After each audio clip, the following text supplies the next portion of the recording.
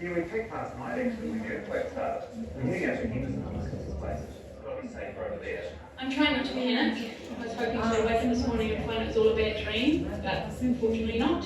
By 8 o'clock this morning, the roads out of the evacuation zone were gridlocked. We're supposed to be fleeing for our lives. The traffic's not even moving. Despite instructions from civil defence authorities, many people from outside the evacuation zone joined the exodus, increasing congestion.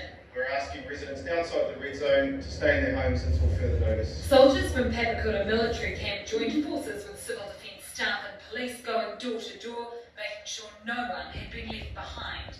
They also patrolled shopping centres to prevent looting.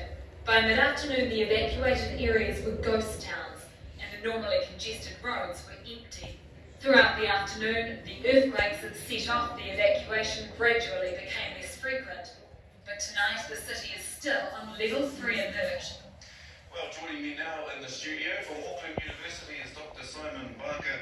Doctor, can you tell us the earthquakes have become less frequent this afternoon? Does that mean the threat is receding?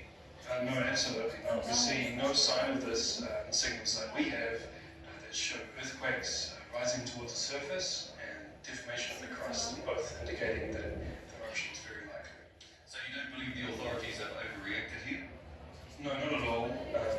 The size, style, and timing of the eruption are difficult to predict, but it's also very difficult to evacuate an area once the eruption has begun.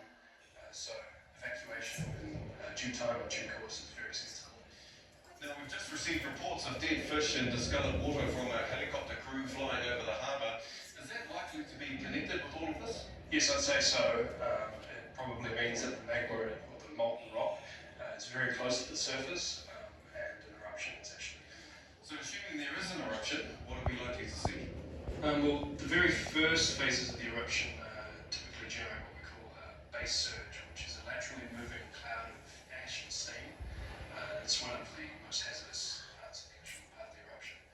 And when the magma comes into contact with water, hot rock means cold water, that generates an explosive eruption. And can people escape from that? No, they move pretty fast. How fast is pretty fast? Well, the ones that have been observed in historic eruptions can travel up to 100 metres per second. So once they've started being generated and started moving, there's really no escape. Dr. Barker, I'm just going to stop you there.